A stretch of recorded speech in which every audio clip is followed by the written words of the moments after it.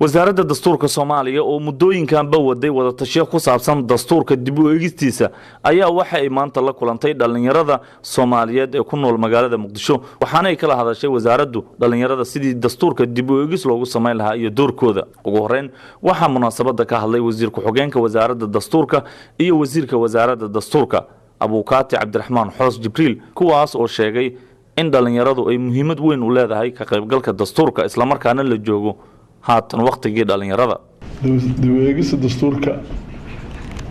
waxa waa inaad la socotaan aaday u tahay wax fiican ama muhiim ah maxaa yeelay waxaa dib loo habeynayaa mucaahada ama heshiis bulsho dastuur lagu sheegay dhan waa contract ama mucaahada waa contract waa la saxataa markaad guri ijaaranaysid contract baa saxda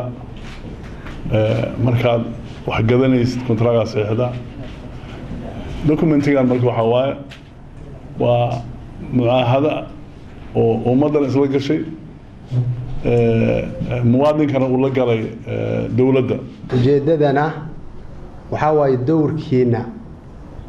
in uu aad uga muuqdo maadaama dhalinyaro marka la yiraahdo dhalinyarada waa maskaxda ummadda bulsho marka la eegayo waxaa laga fiiriyaa dhalinyaradooda sidii wacyigooda yihiin sidii wadanninimadooda jiritaankooda sidii uga fikiraan dhibkii dhacay in badan dhalinyaradu ku dhacayay wax isdilahayay dhowr iyo 20 sano dhalinyarada oo la isticmaalayo oo la adeegsanayay ahayd kan wadanka ka cararayay oo tahriibka badaha ku dhimanayay dhalinyaro ahaa intaas kadib waxa iyaguna aragtidooda ku saabsan dastuurka halkaas ka dhiibtay qaar ka mid ah dhalinyaradii kulanka ka qayb galay qodobkiisa oo xalalaya laanta fulinta saadama dhalinyaradu ay tahay political participation ee laga qayb qaata siyaasadii qof ra'iisul wasaare noqon karo ama ra'iisul wasaare ku-xigeen noqon karo ilaa 40 sano inuu jiro maahan